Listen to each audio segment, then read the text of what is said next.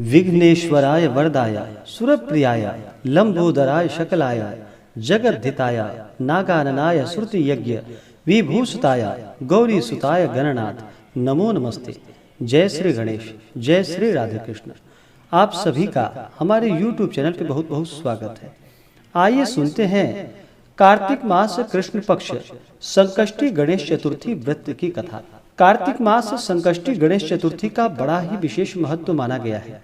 इस दिन जो कि करवा चौथ का व्रत भी किया जाता है। करवा चौथ के व्रत में चौथ माता का पूजन किया जाता है, भगवान गणेश का पूजन किया जाता है, भगवान भोलेनाथ, माता पार्वती और भगवान कार्तिकेय का पूजन किया जाता है। हर माह के कृष्ण पक्ष और शुक्ल पक्ष की चतुर्थी तिथि के दिन गणेश चतुर्थी का व्रत किया जाता है। कृष्ण पक्ष में पड़ने वाली चतुर्थी को संकष्टी चतुर्थी और शुक्ल पक्ष में पड़ने वाली चतुर्थी को विनायक गणेश चतुर्थी के नाम से जाना जाता है।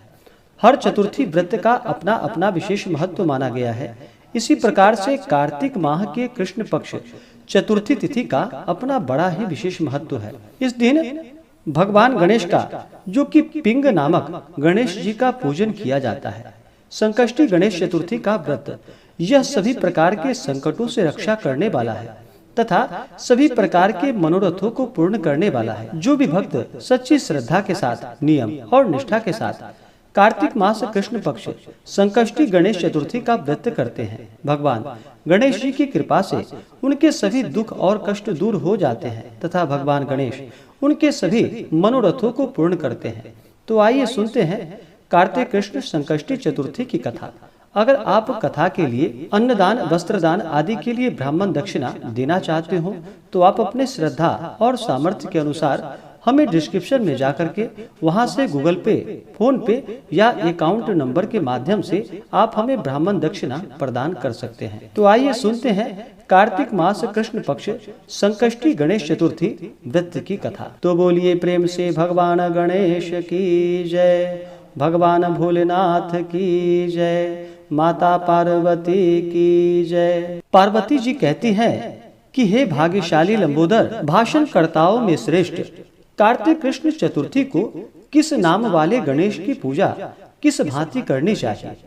तब भगवान श्री कृष्ण जी ने कहा कि अपनी माता की बात सुनकर गणेश जी ने कहा कि कार्तिक कृष्ण चतुर्थी का नाम संकटा है। उस दिन पिंग नामक गणेश जी की पूजा करनी चाहिए। पूजन पूर्वोक्त रीति से करनी चाहिए, यह उचित होता है। भोजन एक बार करनी चाहिए। व्रत और पूजन के बाद ब्राह्मण भोजन कराकर स्वयं मौन होकर भोजन करना चाहिए। मैं इस व्रत का महात्म्य कह रहा हूँ, सावधानी पूर्वक श्रवण कीजिए। कार्तिक कृष्ण संकष्टी चतुर्थी को घी और उड़द मिलाकर हवन करनी चाहिए। ऐसा करने से मनुष्य को सर्व सिद्धि प्राप्त हो जाती है। गणेश जी ने कहा कि वृतासुर दैत्य ने त्रिभुवन को जीत करके संपूर्ण देवों को परतंत्र कर दिया। उसने देवताओं को उनके लोकों से निष्कासित कर दिया। परिणाम स्वरूप देवता लोग दशों दिशाओं में भाग गए। तब सभी देव इंद्र के नेतृत्व में भगवान विष्णु के शरणागत हुए। देवों की बात सुनकर विष्णु ने कहा कि समुद्र द्वीप में बसने के कारण मैं निरापद, उच्च श्रृंखला एवं बलशाली हो गए हैं। पितामह ब्रह्मा जी के किसी देवों के द्वारा न मरने का उन्हें वरदान प्राप्त कर लिया है। अतः आप लोग अगस्त मुनि को प्रसन्न करें। वे मुनि समुद्र को पी जाएंगे। तब दैत्य लोग अपने पिता के पास चले जाएंगे। आप लोग सुखपूर्वक स्वर्ग में निवास करने लगेंगे। अतः आप लोगों का कार्य अगस्त मुनि की सहायता से पूरा होगा। ऐसा सुनकर सब देवगण अगस्त मुनि के आश्रम में आ गए और स्तुति द्वारा उन्हें प्रसन्न किया। मुनि ने प्रसन्न होकर कहा कि हे देवताओं, डरने की कोई बात नहीं है। आप लोगों का मनोरथ निश्चय ही पूरा होगा। मुनि की बात से सब देवता अपने अपने लोक को चले गए। इधर मुनि की चिंता हुई कि 1,00,000 योजन इस विशाल समुद्र का मैं कैसे पान कर सकूंगा, मैं इसका जल कैसे पी पाऊंगा। तब गणेश जी का स्मरण करके संकष्ट चतुर्थी के उत्तम व्रत को विधि पूर्वक संपन्न किया। 3 महीने तक व्रत करने के बाद उन पर गणेश जी प्रसन्न हुए। उस व्रत के प्रभाव से अगस्त जी ने समुद्र को सहज ही पान करके सुखा डाला, उसका सारा जल पी डाला। यह उसी व्रत का प्रभाव था कि अर्जुन ने निवात कवच आदि संपूर्ण दैत्यों को पराजित कर दिया। गणेश जी की इस बात से माता पार्वती जी अत्यंत प्रसन्न हुई। मेरा पुत्र विश्व वंद्य और सर्व सिद्धियों को प्रदान करने वाला है। श्री कृष्ण जी कहते हैं कि हे महाराज युधिष्ठिर, आप भी चतुर्थी का व्रत कीजिए। इसके करने से आप शीघ्र ही सब शत्रुओं को जीतकर अपना राज्य पा जाएंगे।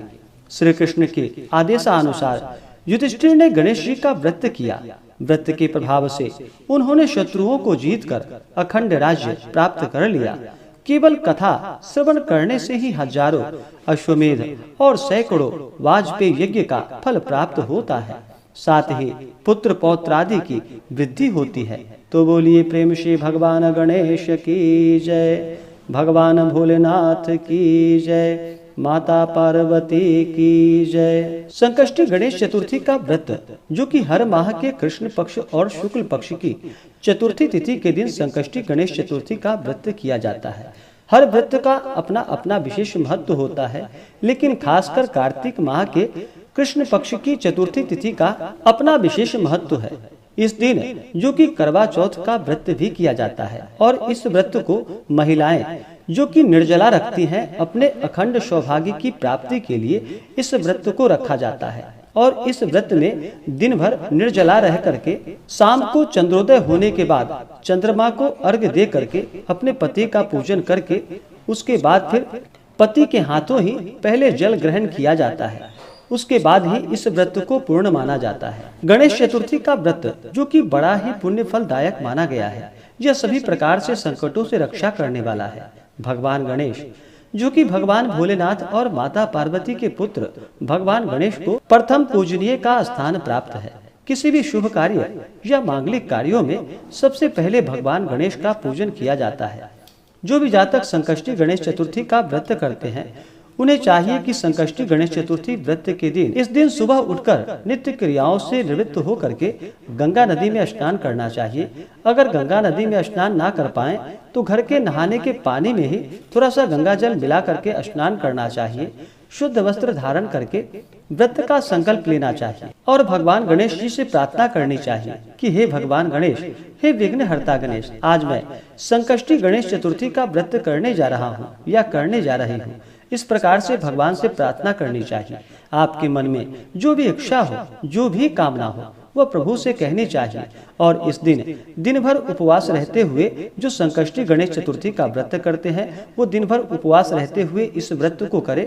अगर उपवास ना रह पाए तो एक समय फलाहार का सेवन करें। लेकिन जो भी इस दिन माताएं बहनें करवा चौथ का व्रत करने वाली हैं, उन्हें इस दिन निर्जला ही व्रत को रखना चाहिए।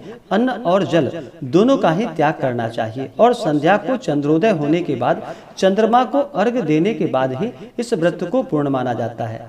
तो करवा चौथ के लिए यह विधान है, और जो भी संकष्टी चतुर्थी का केवल व्रत करते हैं तो उनके लिए भी इस दिन भगवान गणेश का पूरे विधि विधान के साथ चंद्रोदय के समय में पूजन करना चाहिए। फिर चंद्रमा को अर्घ्य देने के बाद इस दिन चंद्रमा को कच्चे दूध का या दूध में थोड़ा सा शहद मिला करके चंद्रमा को अर्घ्य प्रदान करना चाहिए। उसके बाद ही इस व्रत को पूर्ण माना जाता है। इसी प्रकार से भगवान गणेश का पूरे विधि विधान के साथ पंचोपचार या षोडशोपचार पूजन विधि के द्वारा भगवान गणेश का पूजन करना चाहिए। इससे अनंत गुना पुण्य फलों की प्राप्ति होती है तथा सभी प्रकार के दुख और कष्ट दूर हो जाते हैं तथा सभी प्रकार से सुख और समृद्धि की प्राप्ति होती है। तो आशा करता हूँ कि यह जानकारी आपको अच्छा लगा हो। ऐसे ही ज्ञानवर्धक जानकारियाँ प्राप्त करने के लिए हमारे इस चैनल पे अगर आप नए हैं तो चैनल को लाल बटन दबा करके सब्सक्राइब करें, साथ में बेल आइकन घंटी को दबाएं ताकि मेरे वीडियो का नोटिफिकेशन आपको समय से मिलता रहे। वीडियो को लाइक करें, शेयर करें, सुखी रहें और स्वस्थ रहें। जय श्री राधे कृष्ण। धन्यवाद।